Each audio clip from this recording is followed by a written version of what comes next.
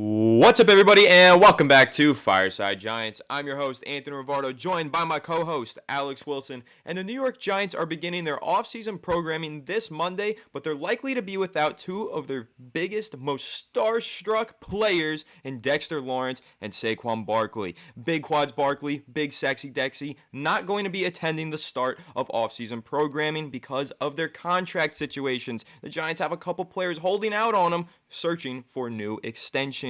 So we're going to go ahead and dive into what this means for the Giants, talk about where these contract extensions currently are. We know that it's a little bit of distance between Barkley and the Giants, but it seems like Dexter Lawrence and the Giants are a little bit closer together on an extension. So we're going to go ahead and discuss all of this news surrounding these two star players for the Giants. But before we do all of that, make sure to leave a like if you do enjoy this episode. Comment your thoughts on it down below. Subscribe to the channel if you're new. Ring the bell so you don't miss an episode. And if you're listening on Apple and Spotify, make sure to leave a 5-star review. But without further ado, Alex, how are you doing today, my friend? And what are your thoughts on Saquon and Dexter Lawrence skipping out on the start of offseason programming? Well, I'm doing great, man. It's beautiful in New York City. And of course, yesterday we learned that Dexter Lawrence and Saquon Barkley are both holding out, or at least for the time being. Maybe not holding out is the right way to put it, but not showing up to the voluntary portions of Giants training camp. So let me get this straight. A lot of players, even if they're signed to contracts, don't go to voluntary camp. I'm not worried about this right now. I think it's not really a big talking point, but I do want to address it because it's Saquon Barkley on the franchise tag, and it's Dexter Lawrence in the fifth-year option. He hasn't gotten paid yet. So clearly, their agents just want them to spur a little bit of, leverage, and we understand that. But end of the day, Dexter Lawrence is playing for this team this year. Saquon Barkley is playing for this team this year, unless he's somehow traded, which I don't think is going to happen. But right now, I feel like they're just trying to squeeze out every little extra dollar, which is right by them. It's not like they're not going to be training. They're just not going to be at the voluntary portions of training with this Giants team as they try to get a little bit more money. We know Dexter Lawrence. We saw Jerome Payne get paid. We saw a couple other big guys get. I think Jeffrey Simmons maybe. We've seen some big ones get paid, big interior defensive tackles. And Dexter Lawrence is next up on the docket, and those guys are getting paid $23.5 million a season. Dexter Lawrence is in the upper echelon of defensive tackles in football. I'd say he's one of the few players on this team that are irreplaceable. You're not going to find a 340, 350-pound guy of that size moving the way he does with his type of stamina, his type of pass rush etiquette, his type of run-stopping etiquette. You're not going to find guys like this very often. He is made in a lab. You don't find 16-wheel trucks that are capable of moving with the agility and lateral quickness that Dexter Lawrence holds. So when you're asking how much he's worth, you can't really put a price tag on it because he's worth so damn much to this team. And he's only 26 years old, guys, 27 years old. He is so young. He's got 3, 4, 5 years of prime football left to play.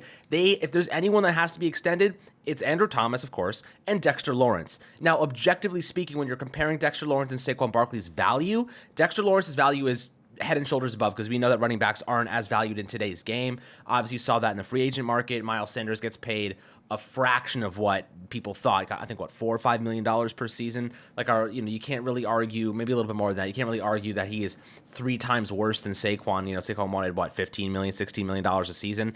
Obviously, the franchise tag, $10.1 million. A nice chunk of change, I'd say. I'd sign up for $10.1 million any day of the week. But Saquon wants guaranteed money. He wants long-term solution. He wants to be on a team for a couple years and know that his job is locked up and safe. But the reality is, Ralph Facciano of Fox Sports just suggested yesterday that the Giants aren't keen on extending him on a long-term deal. Doesn't matter that he's a captain. Doesn't matter that he's our best offensive weapon for now until we go and get a wide receiver one or wherever it might be. But the reality is that we need Saquon on this team right now because he draws so much attention. You saw Micah Parsons go after another Giants fan on Twitter yesterday, basically saying, you don't know what you're talking about. You're an idiot. He is, we have to game plan around Saquon Barkley. If you add Darren Waller to the mix, you add a wide receiver one to the mix, add more depth at the receiver core, a better offensive line, Daniel Jones on the ground. You're looking at a lot of variables here that you have to keep track of if you're an opposing defense and not just Saquon, which theoretically should open up Saquon's game, allow him to really expand upon those strengths and stay healthy because you don't have to rely on him so much. So theoretically speaking, that will be a good situation to be in, but the Giants still want to extend him on a long-term deal at $13+ million per season. They offered him 12 over a couple years. He rejected that. He wanted more. Probably should have taken it when he had the chance because I don't think anyone's paying running backs that much anymore. You look like Christian McCaffrey's deal, outlier. injury prone. No, you can't really trust him. 49ers bring him in to help them win a Super Bowl, and their quarterback situation is just going through the blender, and they lose because their quarterbacks couldn't hold up and couldn't maintain their health. That's why they lost. They didn't lose because they had Saquon. They didn't have Christian McCaffrey. They lost because they didn't have a freaking quarterback. So you look at the Giants right now, the value, objectively, Dexter Lawrence is more valuable. I think we can agree with that. But we all know how essential Saquon Barkley is to the offense. So is he going to play on the franchise tag? I don't think he has a choice. Is he going to sit out and miss out on $10.1 million? I don't think he's going to do that. But the Giants don't seem to be interested in signing to a long-term deal anymore, at least maybe not at the numbers he's asking for. So what are you thinking about this situation? How you think this is going to unfold? Because he wants to get paid. He wants long-term, roster kind of maintenance. He wants to be guaranteed money. He wants to be on this team for a while and doesn't want to be kind of playing on a one-by-one basis every year and hoping he doesn't get hurt. Just trying to protect himself, so I understand where he's coming from. But how do you think the Giants kind of operate now, knowing that he doesn't want to show up to voluntary camp and they don't really want to pay him a long-term deal anymore?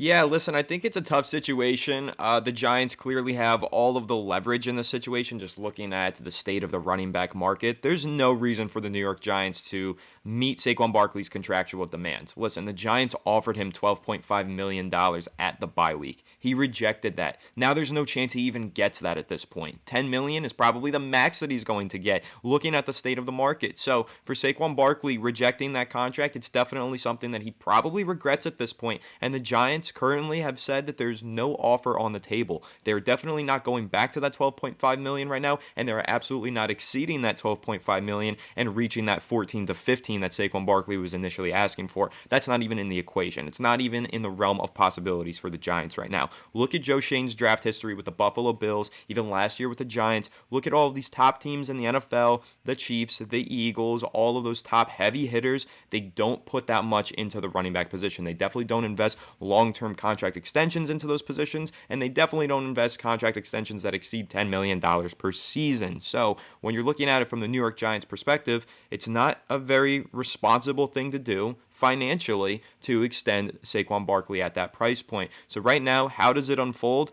I think we'll see, but honestly, if I had to guess, I think he plays out the franchise tag and he's going to be forced to test the free agency market once again next offseason. You never know. Sometimes these things happen where players' contracts, positions' contracts kind of boom or bust one year to another in terms of free agency value. You don't know if maybe next offseason a team goes out into free agency with $100 million to spend in salary cap space and hands Saquon Barkley the contract that he wants. But right now, the Giants are in no position to give him the contract that he wants, and it's just not going to happen in my opinion. If anything, maybe they circle back around to that $12.5 million, get it as close to that as possible. I know that John Mara has been very clear that he wants to see Saquon Barkley be a Giant for life. He wants the team to extend him, but John Mara also mentioned how the market doesn't really allow them to pay his demands at this current time. So when you're looking at it, I think the main takeaway, though, is the fact that the Giants have taken their offer off the table. They've said that that offer is no longer available to you, Saquon Barkley,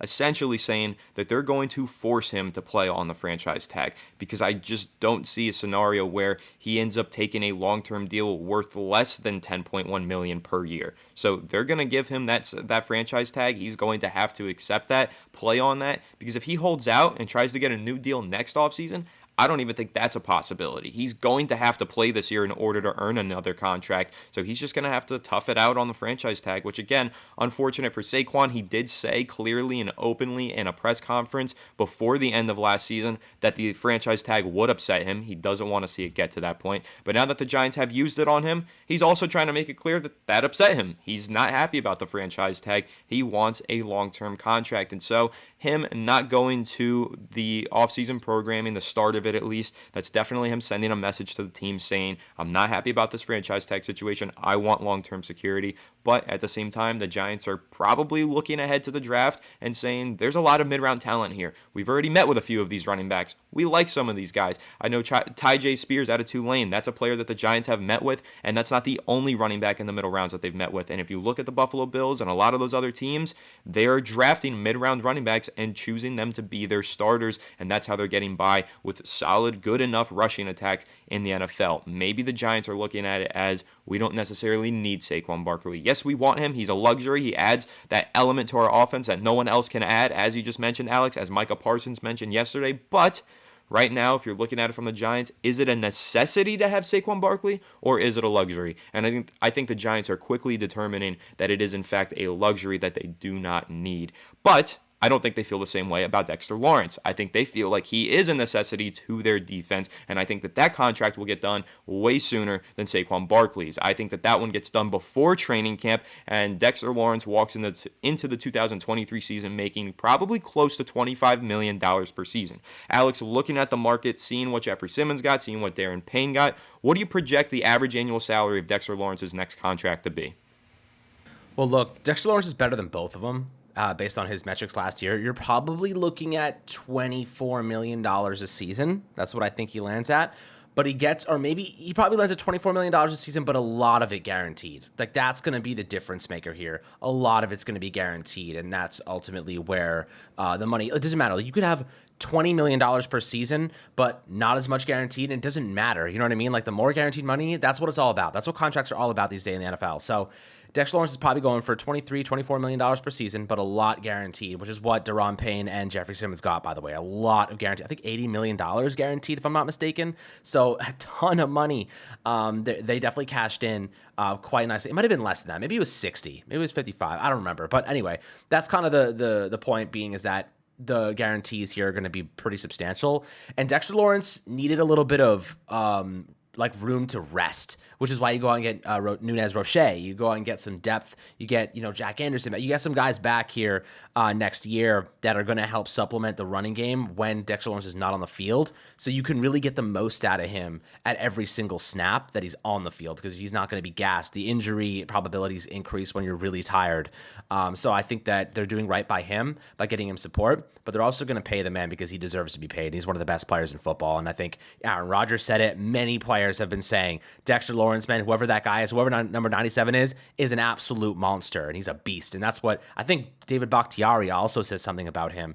Maybe it was the interior offensive line, might have been their center, who was like, that guy was just an animal, like I couldn't stop him. And everyone would probably say the same thing if they had a chance to speak on it. But, Dexter Lawrence, essential player, a guy you can't replace.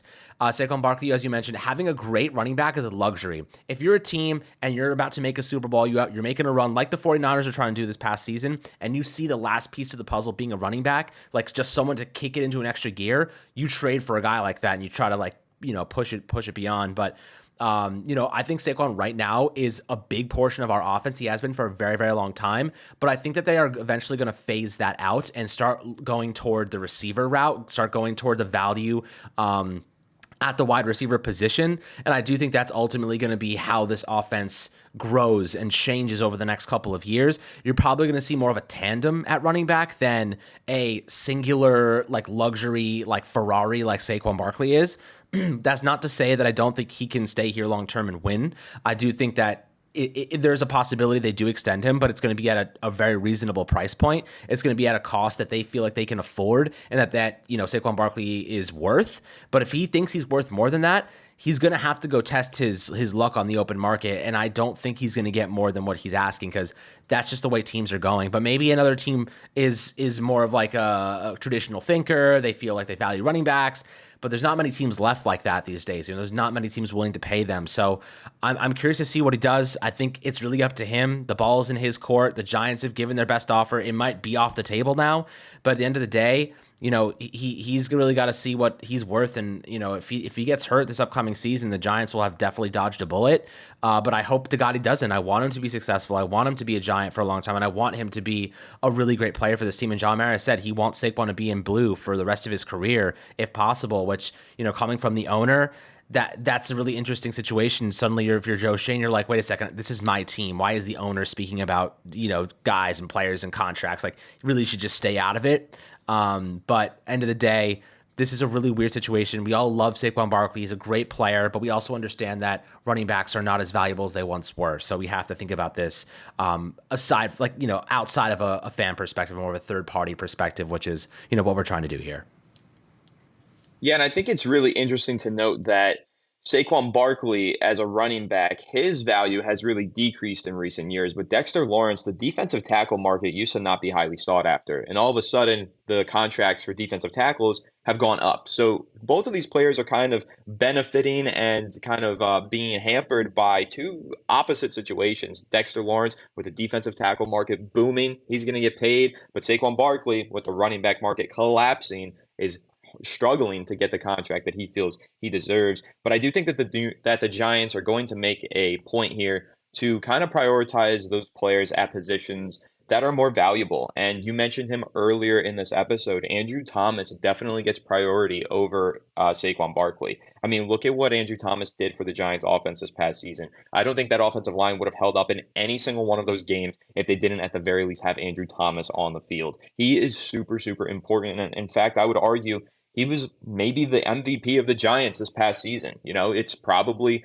Andrew Thomas and Dexter Lawrence were the two MVPs of the team on offense and on defense, respectively. So when you're looking at it from that perspective, you're going to have to pay Dexter Lawrence and you're absolutely going to have to pay Andrew Thomas. But going into the season, we expected Saquon Barkley to be that MVP. And sure, for a time in the season, he was, but really, it was the success of Daniel Jones and Andrew Thomas that propelled this Giants offense as far as they went. It wasn't necessarily Saquon Barkley. Now, I don't want to discount what he did because Saquon Barkley did have a phenomenal season. He was in the running for Comeback Player of the Year, and he absolutely should have been. He had an excellent 2022 season. But just in terms of who really took the Giants as far as they went, I would argue that, sure, the coaching staff is probably number one, but the players on the offense, Daniel Jones, Andrew Thomas, those are the main players that pushed the Giants as far into the postseason as they went on the offensive side of the ball. And listen, Daniel Jones just got paid a ton because of that. Andrew Thomas negotiations are going to begin very soon. And Saquon Barkley struggling to get his payday. I think that's a reflection of the Giants probably sharing the same perspective as me, is that the priority for this team and that the main players that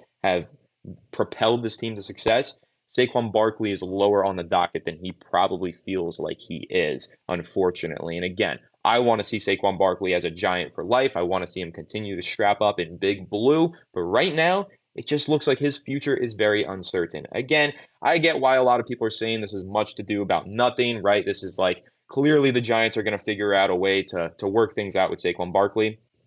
And honestly, they probably will. But for the time being, I do not see him getting an extension this offseason. I think it's something that's going to be explored next offseason after he plays out the franchise tag. And again, that's not the situation that Saquon Barkley wants to find himself in. But Dexter Lawrence, I feel very confident that that deal does get done this offseason. And I'm really excited to see what it looks like, because there's another aspect of this that I don't think enough Giants fans are really talking about.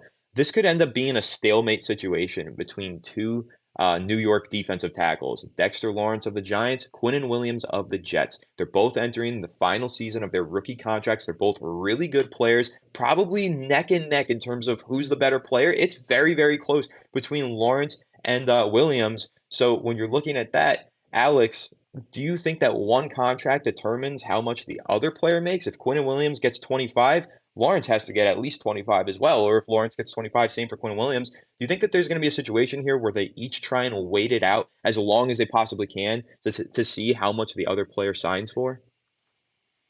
I mean, yeah, look, I mean, they always want leverage, right? I mean, here's the thing, right? If Dexter Lawrence is already sitting out and not,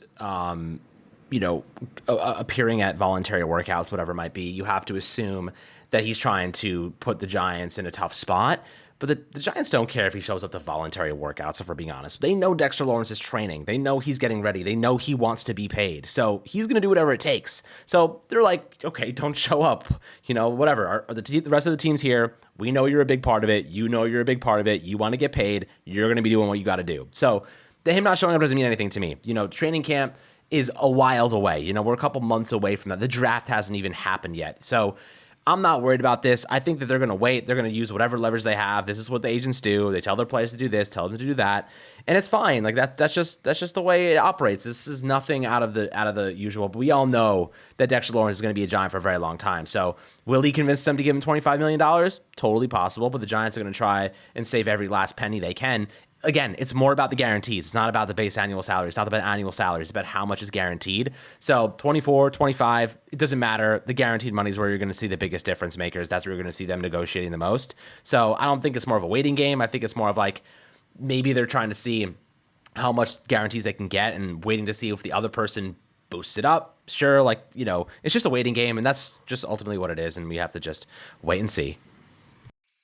Yep, they're playing the waiting game. We're playing the waiting game, patiently waiting to see what my man Big Sexy Dexy gets. Know he's going to get a big sexy contract, and I'm excited to see it, man. F it. Give him $25 million per year. Give him a 4-year, $100 million contract. I'm fine with it. Dexter Lawrence, he needs to stay a member of the New York Giants. I think he's so important to this team's success. I think he's super valuable to the defense. And listen, he's fun to watch, and he's a good guy. He's a good character off the field. He's got his really funny moments, and he's just someone that I enjoyed listening to in interviews. I really like Dexter Lawrence. He's definitely one of my favorite players on the New York Giants right now. He's like Snacks Damon Harrison boosted up on steroids with a pass rushing ability, and that's like my dream player. What else? What else is football if not for watching 350-pound men run at light speed to sack quarterbacks? Like, that is everything to me. So Dexter Lawrence, he needs to be back, and he will be back, and I'm super excited for that. Saquon Barkley, muddy waters that he's walking into, and a little bit of a clouded future for him, but I'm pretty confident that the Giants will be able to find a way to keep him around long term as well.